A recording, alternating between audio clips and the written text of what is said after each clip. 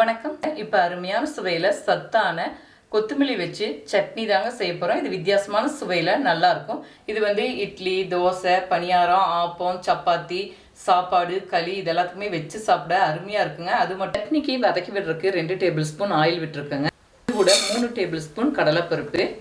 கடலைப்பருப்பு லேசாக செவந்து வரும்போது ஒரு பெரிய வெங்காயம் நீல வாக்கில் நறுக்கி வச்சுருக்குங்க. இதை சேர்த்து வதக்கி விட்டுக்கலாம். 4 பல் பூண்டு 2 நறுக்கி வச்சுருக்குங்க. காரத்துக்கு 5 வரமிளகாய், கொஞ்சமாக புளி, 2 கைப்பிடி அளவுக்கு கொத்தமல்லி தழை நல்லா கழுவி தண்ணியை பிழிஞ்சு சுத்தம் செய்து எடுத்து வச்சுருக்கேங்க. இதை சேர்த்து நல்லா வதக்கி விட்டுக்கலாம். இப்போ எல்லாம் நல்லா வதங்கிடுச்சுங்க. கடைசியாக 1.5 கிலோ தேங்காய் பொடியாக நறுக்கி வச்சுட்டு இதையும் நல்லா வதக்கியாச்சுங்க. இறக்கி வச்சு சூடார வச்சுக்கலாம். சூடாரிச்சுங்க. மிக்ஸி ஜாரில் சேர்த்து தேவையான அளவுக்கு உப்பு சேர்த்துக்கலாங்க. இது கூடவே கொஞ்சமாக தண்ணி விட்டு நல்லா நைஸாக அரைச்சி எடுத்துக்கலாம். பாருங்க, சட்னி இந்த பக்குவத்துக்கு நைஸாக அரைச்சி எடுத்துருக்கேங்க. இதில் எண்ணெய் விட்டு நல்லா வதக்கி அரைச்சிருக்கிறனாலங்க நான் எக்ஸ்ட்ரா எண்ணெய் விட்டு தாளிதம் சேர்த்திக்கலாம்.